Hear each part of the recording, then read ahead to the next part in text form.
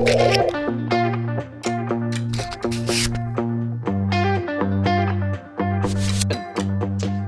up, everybody? Welcome back to another episode of Bobby J on 30A. Bobby J with the pistols. Shooter McGavin. I don't know if that's politically correct anymore. Yeah, I don't know either, but that's okay. It's your show. You can do whatever you want on your show. I have control of my You have control. I was just You going were say about nice. to do that. I knew that was coming. I beat you to it. Yeah, I controlled you. You can control whatever you want on your own show. That's perfect. Well, we are talking about control today, or the illusion of control, or maybe what we actually do control. But which I love this. You know me. I love these deep conversations. You are deep, man. That is so true. I've learned a lot from you, actually. Oh, that's super kind of you. I think it's just I don't know. I just really enjoy looking at the things of life that make life go. And so, but I don't think it's uncommon for people who are trying to control things. I think they have the same thing. They're just trying to have life go a certain way. I just do it from a place of thinking about it. Other people do it from a place of trying to like make it happen a certain way. Some things in life are uncontrollable, you know what I mean? And we try to control them, and it's just, I think it's exhausting. I think that's why we have midlife crises. Tell me about that. What do you mean? I just think that we've spent so much of our life. By the way, my buddy Sean Miller helped me with this topic today, and he's shout out to Sean. We're going to interview Sean really soon. Yeah. I'm going to do it today, but I think he definitely needed to be on the screen versus right next to me. Oh, right.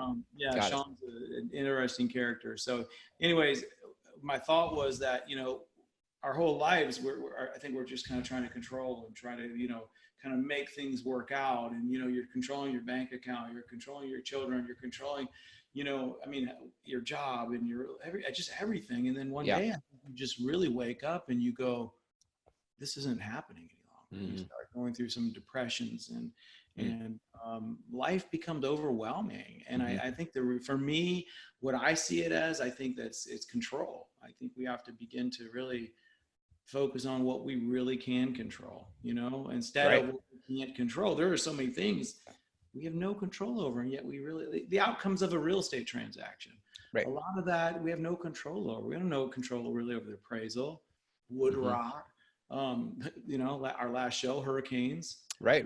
Yeah. And all of this stuff that comes, what a seller wants or a buyer wants, we can't control it. What we can control is our own actions, though.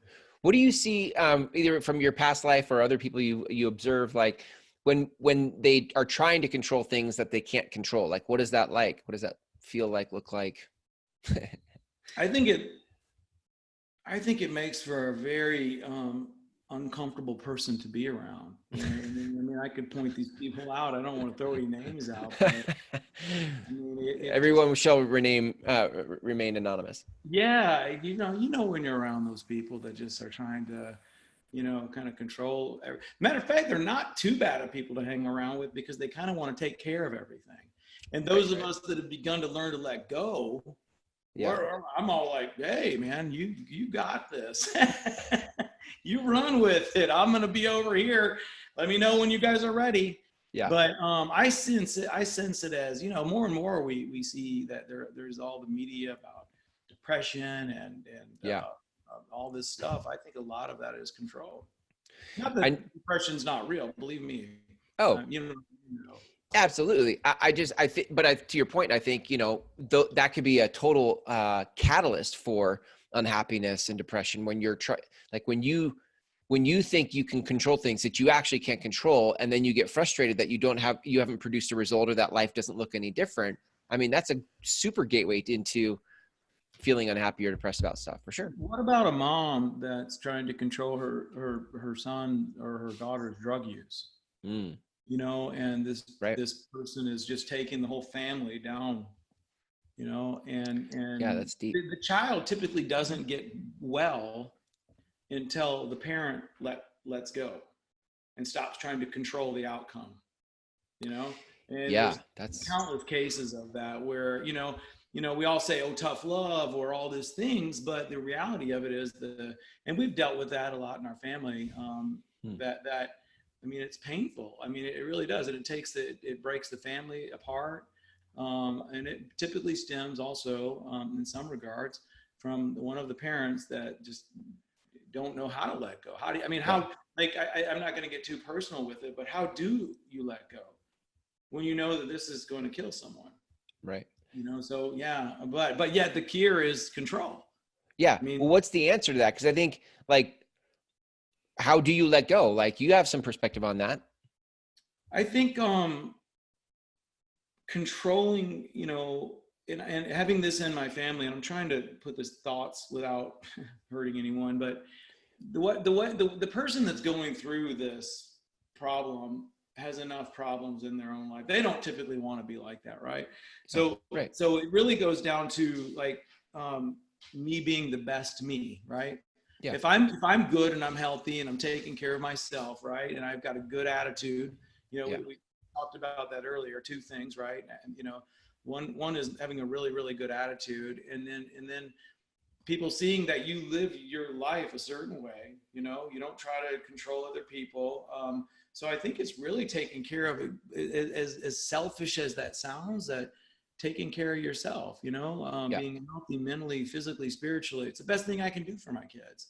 Right. It's not necessarily control what they're up to, Yeah. but I can be healthy. And Yeah, then, absolutely. and you know what I mean? And then that begins to release some control of the outcome for them.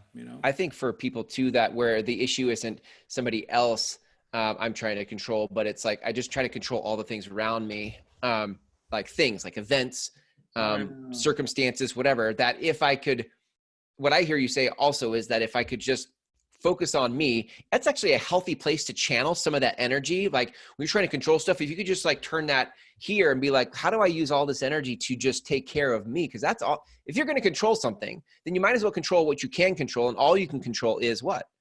Your attitude. Yeah. Yeah. Like how you show up every day. Look in the mirror.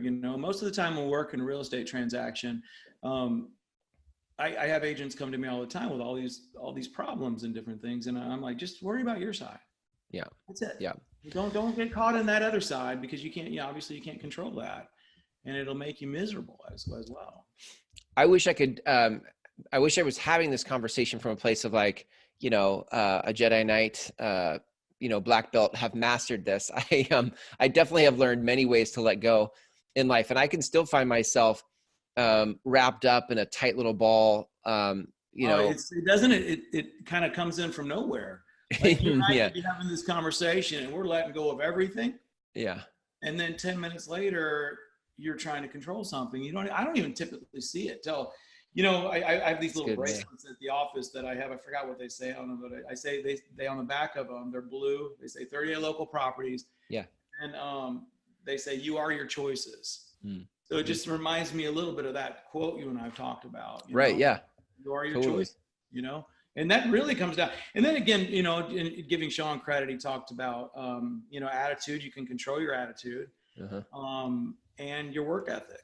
I love that. I don't know why that rings. I guess we're out here talking about, I feel like to be successful in life, one of the things I can do is not let anybody outwork me, and I can control that a little bit, And I don't think that means work smart. I think that means intelligently work. I oftentimes people want this great outcome and they want to control this outcome, but they don't want to put the work in. Yeah. Right. I mean, I don't know if I'm getting sidetracked with that thought, but no, not at all. Because I was going to ask you, like, what thought process or what mindset do you have to have in order to start letting go and just controlling your attitude and your work ethic? Like you have to have a different mindset. I think that you have to, I really think you got to get to the place where you're tired of living like that and identify it, and maybe someone watching this will realize, wow, I'm trying to control everything. It's freeing and beautiful when you identify your role in all of it. And you begin to just step away and know that it's, if I got a good attitude and I'm working my butt off, what else can I do? Yeah. Everything else is just things are just gonna happen the way they're gonna happen. I can't control, I can't control my children's behaviors. I can't control appraisals. I can't control. But if I'm, have a good attitude and I'm working my butt off, I mean, it's freeing actually. I find it actually, when I identify it, I have this great, matter of fact, in our business, we're always constant. I always tell people, you're not making money if you're not having uncomfortable conversations. Okay. Mm-hmm. Here's the beauty though. I don't have to own the conversation. Do you know what I mean? If I'm selling your home, Chris, and you have a low appraisal and you have wood rot and all these things, it's just information that I have to share with you, right? I'm not controlling any of it or the outcome or the way you're going to react. I just give it to you in the best way I can give it to you with the best attitude that I possibly can. Right. The chips are going to land where they land.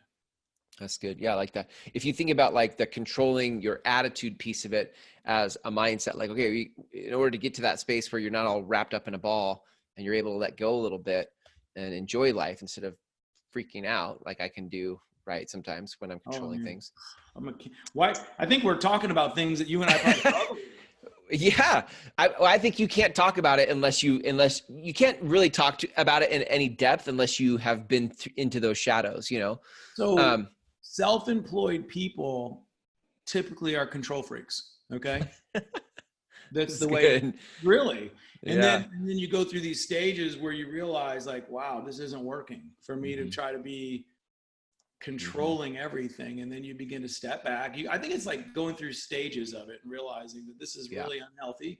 Typically, you're juggling everything. You're really good at what you do. You got this going on, and then next thing you know, you may start with some blood pressure problems, and the physical component starts to fall into play, right? Yeah. And then you identify these things, and then once you begin to tie it back into trying to control everything, and you begin to let go, I mean, your blood pressure will come down. It's pretty amazing, actually. Learning how to let go. I was going to ask, like, when I think about then the principle of it or the mindset of like, okay, you can only control your attitude and your work ethic, for example. Like, what does it look like to control my attitude? Like, how do I do that? How do I control my attitude? So for me, it's meditation. I mean, just learning to have a good meditative practice. Yeah. Working out. Right. Yeah. Yoga, really helpful just to get in the right space. And then I work on breathing. So those things really help me just keep my head in the right spot. Yeah. And we've talked about that countless times. Yeah. And then when I keep my head in the right space, I tend to understand when I'm trying to control things a little bit better. Yeah, that's beautiful. Oh, so good. This is the kind of thing where, like, I feel like sometimes in life you get to, I think Christians say it like, we get to work out our salvation. We get like a lifetime to work this out, to kind of like, or Neil Donald Walsh would call it life school, right? Like, or Gary Zukav, we get to live in life school, for 80 to 100 years. I don't know how people live without it. If I'm not sharing it on a podcast with you or reading a book about it or trying to explain it to other agents or friends, I think people sometimes probably think I'm crazy. But you can't control that though, Bobby. You can't control what they think. But I see so many people struggling with it, and you want to say, hey, give it a real quick story. One time remember when the market was collapsing? You were in the real estate when the market collapsed, right? Yep. So I talked to these people one time, and they were really struggling. Their everything was tied up in this home, and I said, I think I can help you. And they said, well, how can you help? We've talked to everybody. We're spending all of our money, and I said, well, let me ask you a couple of questions. I said, do you have the money to keep doing this, to keep making this payment? They're like, no, we're into our retirement. And the value of their home's not coming back, and they couldn't afford to pay it. And I'm not, I'm just saying, okay, I'm going to say something to you, and I want you to listen closely to what I'm about to tell you. Okay. And I said, let go. Just let go. You're holding on. She's like, we're holding on like this. And I go, just let go. Okay. Stop. You're not going to control what's going on in this big collapse, right? Right. This is way bigger than all of us, right? The banking industry's imploded. Okay. Right. They were giving out loans if you could fog a mirror. Right. Yeah. And you're the one of the good people. And because your neighbor fogged a mirror, his $500,000 home is on short sale now for $100,000.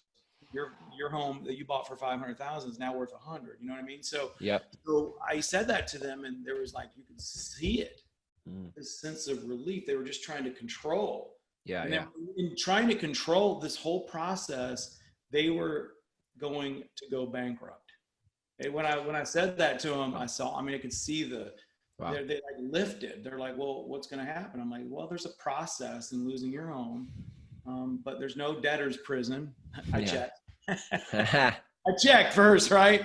So you're just gonna go through the process, and then maybe the bank will end up working something out with you.